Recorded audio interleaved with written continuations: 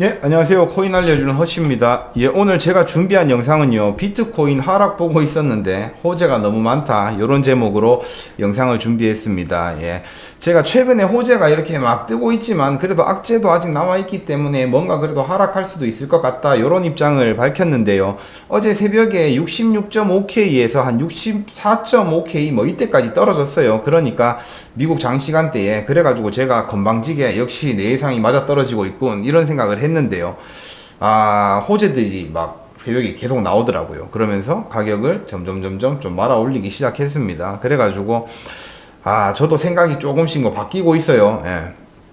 자, 보시면요, 어떤 내용이냐면, 제가 이전에 SAB 121 요거에 대해서 이제 요걸 삭제하는, 무효화시키는 법안에 대한 투표를 하원에서 진행했다, 이렇게 말씀을 드렸잖아요. 근데 바이든이 이 투표 완료되기도 전부터 이거 통과돼서 나한테 올라와 봐야 내가 거부권 승인할 거다, 너희 괜한데 힘 빼지 마라, 뭐 요런 이제 발표를 했어요. 그러다 보니까 그때 가격이 좀 막 하락을 했거든요. 왜냐면 이제 SEC에서 만든 규제를 없애고 싶어 했는데 바이든이 SEC에다가 힘을 못 해주는 그런 느낌이라서, 그래가지고 가격이 좀 하락했습니다. 근데 요때까지만 해도요, 제가 어떻게 생각을 하고 있었냐면, 미국은 당연히 규제를 하고 싶어 하는데 요거를 왜 삭제시키겠냐, 아마도 바이든이 대선에서 조금 불리하도록 만들려고 공화당에서 정치적인 퍼포먼스를 한 거 아닌가, 이렇게 생각을 했거든요. 근데 어제 상원에서 투표 결과 나온 걸 보고요, 제 생각이 달라졌습니다. 예, 어떻게 달라졌냐면요,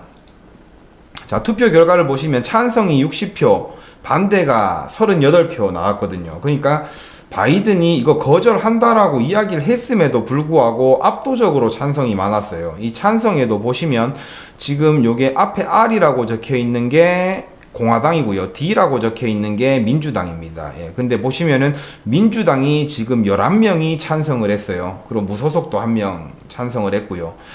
그러다 보니까 이렇게 압도적으로 찬성을 했다. 그러니까 제가 생각이 바뀐 거죠.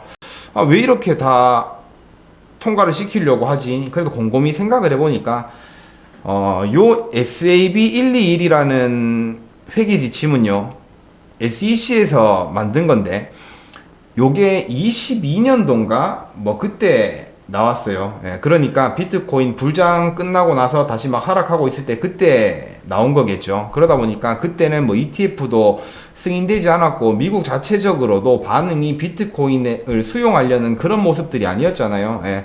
비트코인 채굴에 대한 금지를 막 하고 환경오염 시키고 뭐 탄소 배출 많고 막 이러면서 비트코인을 거부하는 입장이었어요. 그때 나온 법안이었는데요. 지금은 이야기가 좀 틀려졌죠. 이제 미국이 ETF를 승인하면서 뭔가 비트코인을 수용하려는 모습은 보인다. 수용하려는 모습은 보이지만 이걸 제도권에 편입해서 뭔가 규제를 이렇게 많이 하면서 요렇게 가겠다라는 입장인데, 그래서 저는 이게 규제에 관한 법안이기 때문에, 내용이기 때문에 요걸 무효화시킬 일은 없다라고 생각을 했는데 아닌 것 같아요. 왜냐, 지금 요게 뭐냐면 은행이나 이런 전통금융기관에서 이제 고객에게 커스터디 서비스를 하려면, 보관 서비스 이런 걸 하려면 뭔가 세무지침에 따라서 요거를 이제 채무로 기록해야 된다, 뭐 요런 내용이거든요. 뭐 준비금을 보유해 놓고 채무로 기록해야 된다, 뭐 이런 내용이라서 은행 같은 그런 금융기관에서 비트코인 보관 서비스, 커스터디 서비스를 해주기가 되게 부담스러웠던 상황이었다는 거죠. 근데 이게 만약에 삭제가 되게 되면요, 뭔가 은행이나 이런 전통금융기관에서 고객들, 일반 개인들이나 뭐 기업들의 현물 비트코인 있잖아요, 이걸 보관해주고 이런 서비스를 할 수가 있게 된다는 겁니다. 예, 그러면 이제 미국 정부 입장에서는 그렇잖아요. 개인이 뭐 하드월렛이나 이런데 비트코인을 꽁꽁 숨겨두는 것보다는 이제 자기네들이 다 들여다볼 수 있고 뭔가 이렇게 통제할 수 있고 컨트롤할 수 있는 전통 금융 시장에 은행 같은 곳에다가 사람들이 요 현물을 보관을 시킨다라고 하면 미국 정부 입장에서는 더 규제하기도 쉽고 컨트롤하기가 쉬워지겠죠. 그래서 요 법안을 없애려고 하는 것 같아요. 그렇게 생각이 들었습니다. 자, 그러고 바이든이 이거 무조건 거부하겠다고 했는데요, 내용을 한번 보니까 바이든이 10일 이내에 뭔가 거부권을 행사하거나 아니면 뭐 법원에 서명해서 통과시키거나 그래야 된답니다. 아무것도 하지 않으면요, 이제 10일 동안 아무것도 하지 않으면 그것도 마찬가지로 법안이 발효된답니다. 그러니까 바이든이 10일 이내에 어떤 이야기를 할 건데요, 이거 하원에서 투표했을 때는요, 투표 끝나기도 전에 거부권 행사할 거라고 막 이야기를 했거든요. 근데 어제는 아무 말이 없었어요. 오늘도 뭐 한번 지켜봐야 되겠지만. 그래서 왜 그러나 또 생각을 해보면 뭔가 자기가 이렇게 공표를 했음에도 불구하고 너무 많은 위원들이 찬성을 했고, 플러스 바이든이 그 말을 하고 나서 트럼프가 나와가지고 막 바이든은 바보다, 암호화폐에 대해서 아무것도 모른다, 나는 이제 암호화폐 좋아한다, 막 이런 이야기 하면서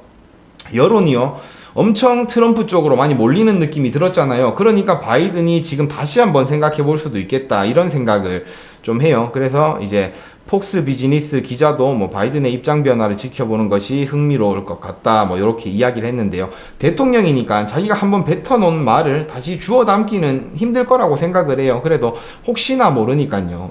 그래가지고 뭐 바이든이 이걸 통과시킨다거나 만약에 그런 상황이 나오면 시장에서는 호재로 작용하겠죠. 왜냐면 바이든이 거부권 행사한다 해가지고 그만큼 떨어졌던 것도 있고, 그럼 그거 그만큼 말아 올릴 거고, 또 은행이 이제 뭔가 요런 걸 할 수 있겠네 생각하면서 호재로 작용해서 더 올라갈 수도 있겠죠. 그래서 이거는 되게 의미가 좀 있는 것 같다, 그래서 주목해 봐야 될 것 같다, 이렇게 생각을 하고요. 그리고 미국 하원 의원 토머스 메시라는 사람이 연방준비은행을 폐지하자는 법안을 발의했답니다. 근데 연방준비은행을 폐지하자 뭐 이런 내용은 아닌 것 같고요. 내용을 제가 정확하게는 모르겠지만 대충 살펴보니까 연방준비은행이 가지고 있는 뭐 은행이 뭐 위기가 처했을 때 뭐 이걸 뭐 어떻게 할 수 있는 그런 준비금 같은 거를 뭐 없애자, 뭐 이런 내용인 것 같아요. 그러니까 연방준비은행에 뭐 힘을 좀 뺐자, 뭐 이런 내용인 것 같은데, 이게 뭐 통과되진 않겠지만요, 이것도 지금 당장에 나온 게 아니라 이전에 좀 나왔던 것 같아요. 그래서 당장에 뭐 이게 되진 않겠지만 밑에 댓글들을 보면요, 뭔가 이제 깨어있는 정치인이 나왔다, 뭐 암호화폐 시장이 이제는 뭐 엄청 크게 될 거다, 뭐 이런 이야기들이 많아요. 그러면서 어떤 댓글에는 자 SEC도 없애자, 뭐 이런 댓글들도 있고, 그래서 사람들은 이걸 긍정적으로 보는 것 같다, 뭐 그런 내용이고요.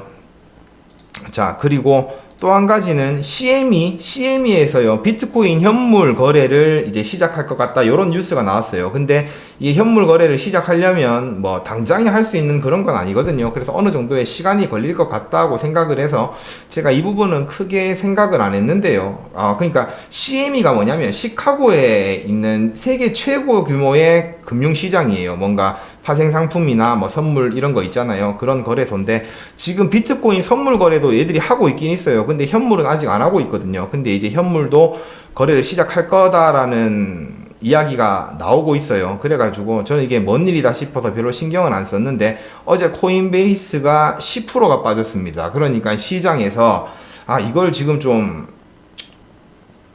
뭐라고 해야 되지? 신경을 쓰고 있다, 뭐 요렇게 느낌이 오더라고요. 그러니까 왜 얘들이 빠지냐면 경쟁 상대예요. 세계에서 가장 큰. 그러니까 지금 기관들이나 이런 데서 보면 코인베이스에서 뭔가 막 거래를 많이 하잖아요. 근데 CME에서 만약에 현물 거래를 시작한다라고 하면 그런 큰 기관들이나 이런 데서는 CME에서 거래할 확률이 많거든요. 그러니까 코인베이스에서는 이게 조금 악재인 거다. 하지만 이제 비트코인 가격에 있어서는 이게 큰 호재로 작용할 수 있다. 언제 될지는 모르지만, 하여튼 그렇게 보고 있고요. 그러고 요거는요, 제가 보니까 크게 의미 있는 것 같진 않은데요. 그냥 뭐냐면, 저도 이제 체인링크 트위터를 팔로우 해놔가지고, 이제 체인링크가 DTCC에다가 뭔가 그 온체인 데이터를 뭔가 제공한다, 뭐 이런 내용들이 올라오더라고요. 그래서 이 내용들을 조금 살펴보니까 뭔가 이름 있는 이런 미국 대형 은행들 있잖아요. 이런 데서 뭐 JP 모건도 있고 뭐 많죠.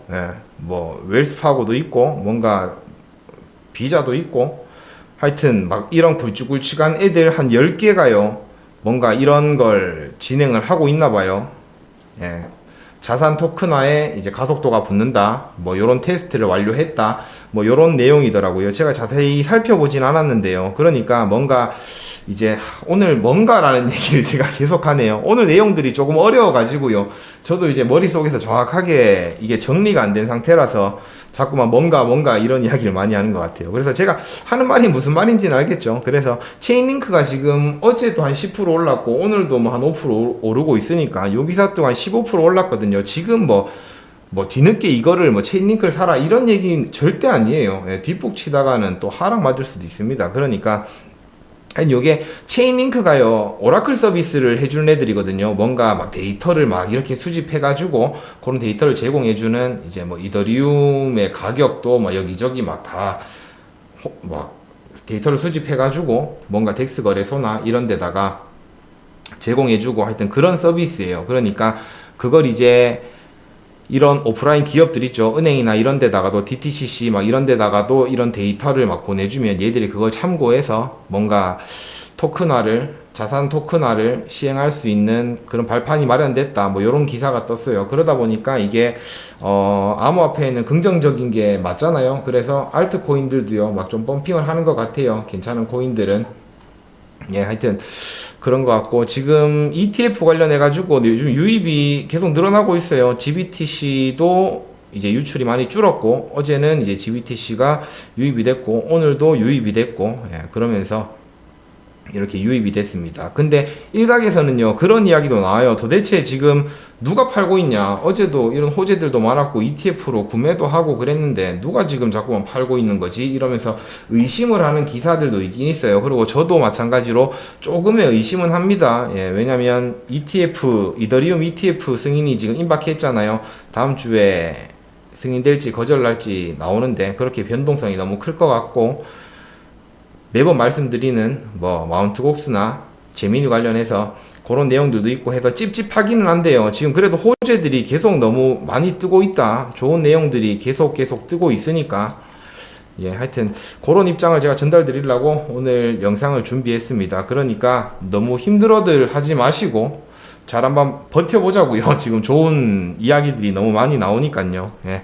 하여튼 제가 오늘 준비한 영상은 여기까지고요. 시청해주셔서 감사합니다.